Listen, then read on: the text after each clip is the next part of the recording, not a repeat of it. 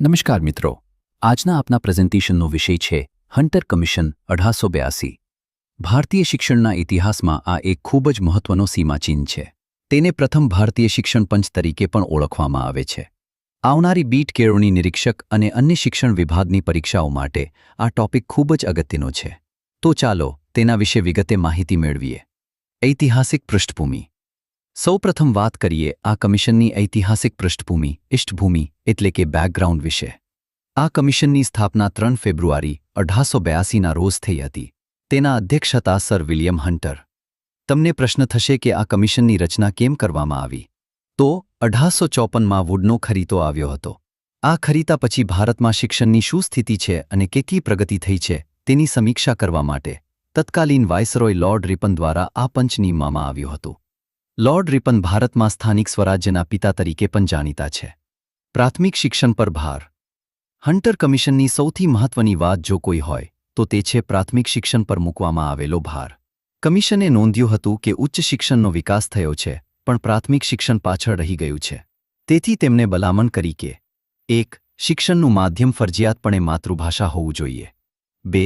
શિક્ષણનો ઉદ્દેશ સામાન્ય જનતા સુધી જ્ઞાન પહોંચાડવાનો માસ એજ્યુકેશન હોવો જોઈએ। 3. અને સૌથી અગત્યનું, પ્રાથમિક શિક્ષણના સંચાલનની જવાબદારી જિલ્લા લોકલ બોર્ડ અને મ્યુનિસિપાલિટી જેવી સ્થાનિક સંસ્થાઓને સોંપવી જોઈએ। માધ્યમિક શિક્ષણ। હવે વાત કરીએ માધ્યમિક શિક્ષણની।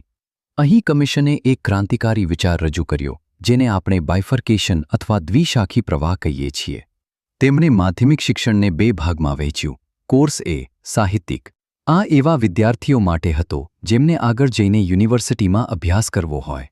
કોર્સ બી વ્યવસાયિક, આ એવા વિદ્યાર્થીઓ માટે હતો જેમને ભણ્યા પછી સીધા રોજગાર, વેપાર કે ધંધામાં જોડાવવું હોય। આમ આધુનિક વોકેશનલ ટ્રેનિંગનો પાયો અહીં નખાયો હતો।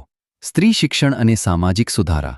શિક્ષણ ત્યારે જ સાર્થક ગણાય જ્યારે તે સમાજના દરેક વર્ગ સુધી પહોંચે। હન્ટર કમિશને સ્ત્રી શિક્ષણ માટે ખાસ ભલામણો કરી।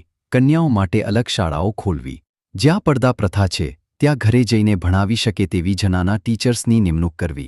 આ ઉપરાંત મુસ્લિમ શિક્ષણ અને આદિવાસી તેમજ પછાત વર્ગોના શિક્ષણ માટે ફી માફી અને શિષ્યવૃત્તિ જેવી જોગવાઈઓ સૂચવી। ઉચ્ચ શિક્ષણ અને ગ્રાન્ટ પ્રણાલી। ઉચ્ચ શિક્ષણ ક્ષેત્રે કમિશને સરકારને કારને પીછેહટની નીતિ અપનાવવા કહ્યું। એટલે કે સરકારે બધી જ કોલેજો જાતે ચલાવવાને બદલે ખાનગી સંસ્થાઓને પ્રોત્સાહન આપવું જોઈએ। આ માટે તેમણે ગ્રાન્ટ ઇન એડના નિયમો ઉદાર બનાવ્યા જેથી વધુ ખાનગી શાળાઓ ખુલે। સાથે સાથે શિક્ષકોની ગુણવત્તા સુધારવા માટે શિક્ષક તાલીમ સંસ્થાઓ એટલે કે નોર્મલ સ્કૂલો વધારવા પર પણ ભાર મૂક્યો। અસરો અને પરિણામો। આટલી બધી ભલામણોનું પરિણામ શું આવ્યું? 1. ભારતમાં નવી યુનિવર્સિટીઓ સ્થપાઈ, જેમ કે 1882માં પંજાબ યુનિવર્સિટી અને 1887માં અલ્હાબાદ યુનિવર્સિટી। 2.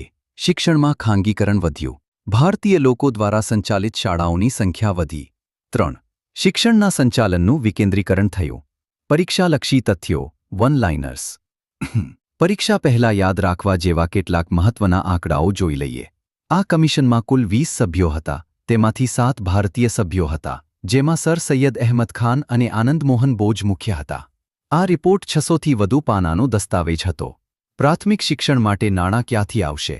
તો તેના માટે લોકલ સેસ અથવા સ્થાનિક કરની જોગવાઈ કરી હતી। આભાર। સારાંશમાં કહીએ તો હન્ટર કમિશને ભારતમાં આધુનિક પ્રાથમિક શિક્ષણનો પાયો મજબૂત કર્યો। આશા રાખું છું કે તમને આ ટોપિક બરાબર સમજાઈ ગયો હશે। પ્રેઝન્ટેશન શાંતિથી સાંભળવા બદલ આપ સૌનો ખૂબ ખૂબ આભાર। આપની આવનારી પરીક્ષાઓ માટે ઓલ ધ બેસ્ટ।